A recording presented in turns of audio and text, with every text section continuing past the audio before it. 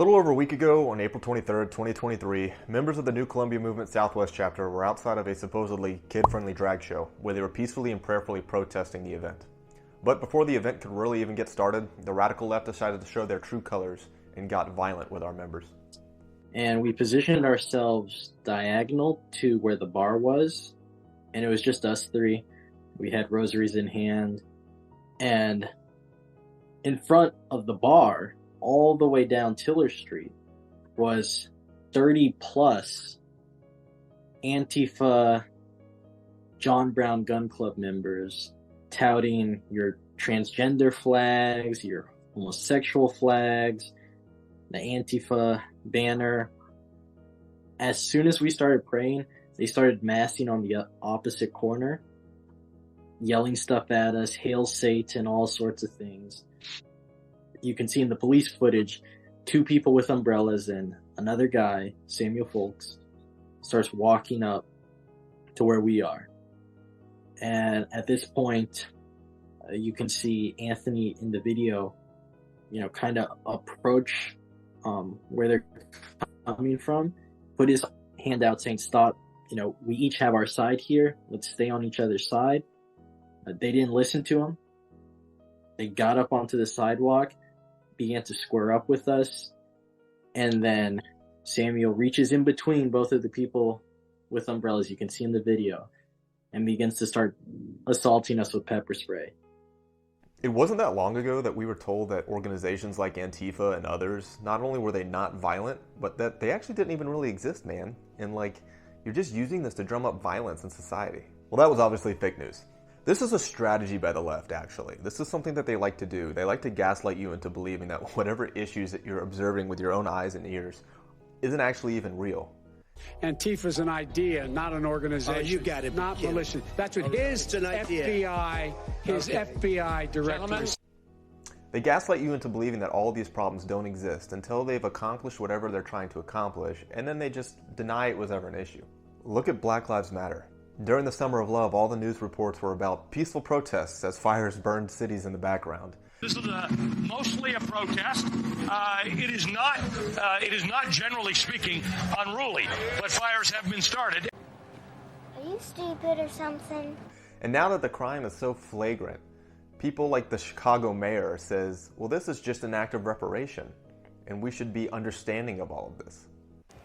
The real answer is, how do we make sure, the question is, how do we make sure that people can eat? Look, no one is going to condone, behavior that quite frankly speaks to a level of desperation. So you're not condoning looting? I'm saying that people are acting out of desperation. We don't want a society that is acting out of desperation, but you have to pay attention to the cries that people have. So you're not condoning looting? There's no way to Today, Junior? Embrace that. What I'm saying is, you can't condone the looting that corporations continue to do every single day when they take tax dollars from black, brown, white folks all over the city of Chicago. I mean, should we really be surprised by any of this? For an ideology that holds abortion as their greatest sacrament, they are violence in and of itself. And so when they act out in violence, they're just upholding their own values. For decades now, the Christian right has either chosen not to participate in the culture war or has sat back and peacefully, prayerfully protested what's happening to our nation. But now that it seems like the pendulum is starting to swing back in the other direction, the left's immediate reaction is to resort to violence. Look what happened all across this country as soon as Roe v. Wade was overturned. Pregnancy centers that were set out to help women were attacked through arson and other means. Heidi Matzke is the executive director of Alternatives Pregnancy Center in California. She's speaking to members of the U.S. Senate. She claims misinformation stemming from the Roe v. Wade decision is leading to attacks on pregnancy centers like hers. Heidi also sharing this image of a man with a machete at her center's door right before they opened for the day. We have been forced to hire 24-hour on-site security. We've had to reinforce doors and bulletproof our walls. We've had to paint our building with anti-graffiti coating. We've added cameras, armed our staff with pepper spray, and stopped running our mobile clinic because of threats of violence. The left is getting all the institutional support they need, while the DOJ focuses on the real terrorists. In the FBI's view, the top domestic violent extremist threat comes from racially or ethnically motivated violent extremists, specifically those who advocated for the superiority of the white race. And the Soros-funded DAs continually release violent criminals back onto our streets. Why wouldn't they think they have free reign to act in the way they do? The left is only capable of perceiving itself as the victim because their ideology depends on perpetuating that eternal revolution. That is, the revolution against God, ultimately. We should expect as time goes on that their actions become more violent and erratic as they reconcile with the fact that they are, in fact, the new protected class. And that status has not yielded them the utopia that they were promised. One thing I always insist on is that we get active in our communities by physically putting ourselves out into the public square and making our beliefs known.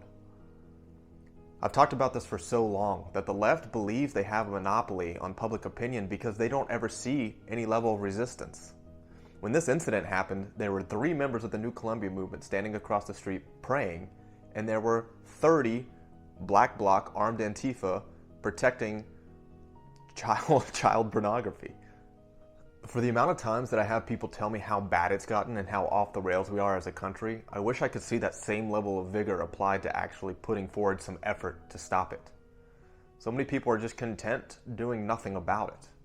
And that's why I'm part of an organization that focused on being action-oriented, because we have passed the 2016 days of dialoguing, not only with the left because we know there's no chance in compromise, but now we're stuck in this seemingly revolving door dialogue where we're all talking about what the issues are, but not actually being active in fixing it. Sure, there's merit in supporting those who are in political office who are actively working against it, but they need to have the support and see that there is a cultural message that is being sent by people who are unwilling to put up with this. How far is the nearest abortion clinic from you? I mean, are you okay sitting idly by as there are babies who are systematically murdered in a facility maybe just a few miles down the road from you?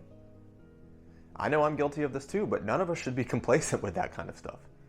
And this goes for everything. If they can't kill the babies in the womb, then they'll try to sexually pervert them through Drag Queen Story Hour or whatever other machinations that they can come up with and push forward in the culture. So we're doing what we can at our level to hold these people accountable. And if you want to help, that would be more than welcome. If you look down in the description below, there's going to be a link to a GoFundMe of sorts. This is to help cover the medical bills of a member who did have to go to the hospital because he was sprayed in the eyes, as well as to support the ongoing legal battle as we press charges on these guys. We've got to hold these people accountable. We cannot let them get away with anything. Yeah, the monotony of a legal battle may not be as sexy as the idea of a street brawl where the right totally owns the libs, man.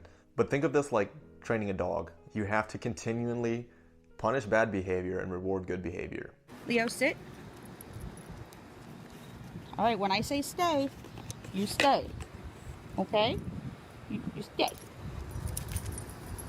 Ah, crap. And while we still have the institutions to do that, we have to do it.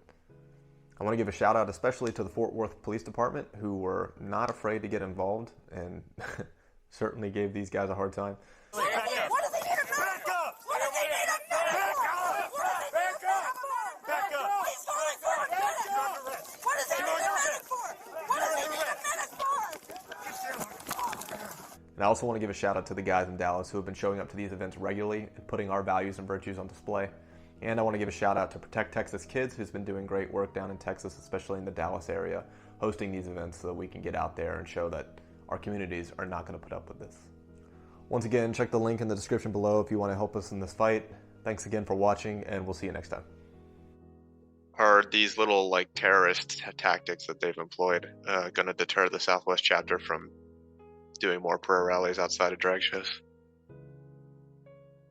Not at all. I wouldn't think so.